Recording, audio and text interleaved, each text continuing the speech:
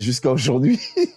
Jusqu'à aujourd'hui, on les a jamais reçus. Et même lui doit croire que je l'ai effacé de l'album. Al Capote, je vous jure, j'ai perdu votre... J'ai jamais reçu la maquette.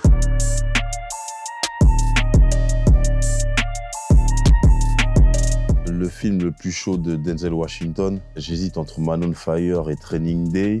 Mais je vais mettre Training Day. En termes d'acting, c'est trop chaud. Puis il y a des scènes d'anthologie comme la scène de fin dans le quartier latino, tout ça là. Pour moi, c'est le meilleur acteur. J'ai l'impression que c'est l'acteur préféré des rappeurs même. Dans la vraie vie, ses discours, ses prises de position et tout, c'est vraiment un exemple pour tout le monde. L'album le plus chaud de Biggie, moi, je mettrais Life After Death, parce que j'étais, tu vois, avec Hypnotize, tout ça, tu vois, c'est vraiment la période où j'étais enfant, j'étais devant MTV, et l'imagerie, tout ce qu'ils ont amené avec ça, je crois que c'est mon préféré. Ouais. J'aime cette période un peu plus ouverte, un peu plus luxe. Pour moi, c'est la vraie identité de Bad Boy, ils l'ont trouvé là, quoi. Il y a Maze qui arrive après, toujours dans la même lignée et tout, c'est chaud pour moi. Le rappeur avec des durags les plus chauds, on va rester encore dans cette période d'MTV et tout, je dirais Nelly. Après, il y a 50 Cent et Nelly qui m'ont marqué avec le durag, mais je mets Nelly parce que c'était grandiose avec son pansement, ses battes de baseball, Air Force One, les locks, tu vois, les mecs de Saint-Louis, à l'époque, quand on était petits, sont vraiment arrivés avec une identité forte. Et je me rappelle que j'avais son album à la maison, Country Grammar. Ton crush Celebrity,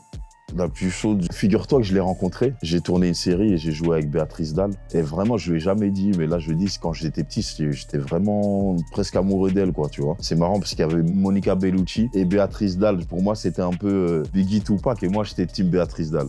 Biggie. Personnage le plus chaud de Top Boy. J'ai pas vu la dernière saison là, qui vient de sortir, mais le personnage marquant pour moi, c'est la fille. Jack, je trouve qu'elle a un charisme de ouf. Ça manquait un peu dans les séries ghetto d'avoir une fille un peu thug, même sa démarche, comment... Elle a trop de charisme, vraiment. Le morceau le plus chaud de Limsa Dolnay, je crois que c'est le morceau qu'il a fait avec moi. J'adore son refrain, son couplet dans Starting Block.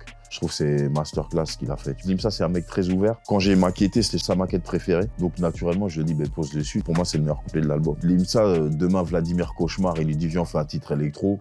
Il va le faire. Le karaté le plus chaud de Caballero et Jean Jass, pour moi, c'est Sur mon nom. Je me rappelle, je faisais La vie augmente volume 1. Eux, ils sortaient Double Hélice volume 2. Et ils étaient en train de faire Sur mon nom, tu vois. Et je me rappellerai tout le temps, puisqu'on enregistrait dans le même studio. Donc, à un moment, ils m'ont appelé. Moi, j'étais dans le studio A. C'était dans le B. Ils m'ont dit, viens écouter. Et franchement, c'était trop chaud. Pour moi, ils ont passé un cap à ce moment-là, quoi. Le clip est ouf et tout, tu vois. Et en concert, il est incroyable, ce son, vraiment. Le resto le plus chaud de Bruxelles.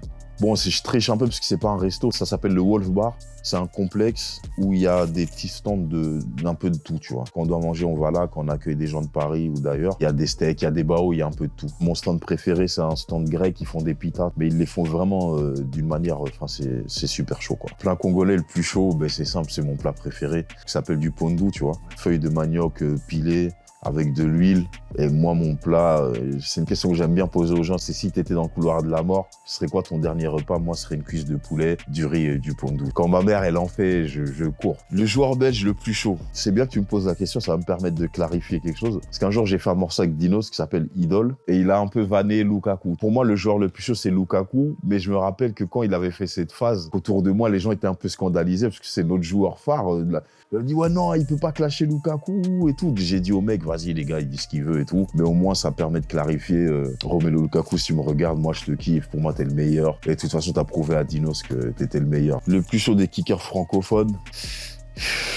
Pour moi, ça reste quand même Al Capote. Hein. Moi, je suis comme cette école des multisyllabiques et tout. Et Al Capote, en forme, il reste le plus dangereux pour moi, quoi. Tu sais, il a inspiré trop de gens. C'est une école à lui tout seul. Et il arrive à faire des couplets entiers avec les mêmes rimes, tu vois, mais il va loin. Et pour moi, ça reste le grand maître, quoi. Dans le VA3, il devait être dessus, mais on a eu un problème de piste. Donc ça veut dire que le morceau... À un moment, les gens chez qui on a fait le morceau, on leur a dit, bon, envoyez-nous les pistes. Et je te dis la vérité, jusqu'à aujourd'hui... Jusqu'à aujourd'hui, on les a jamais reçus. Et même lui doit croire que je l'ai effacé de l'album. Et Cocaine, son manager, Al Capote, je vous jure, j'ai perdu votre... J'ai jamais reçu la maquette, tu vois. Donc voilà.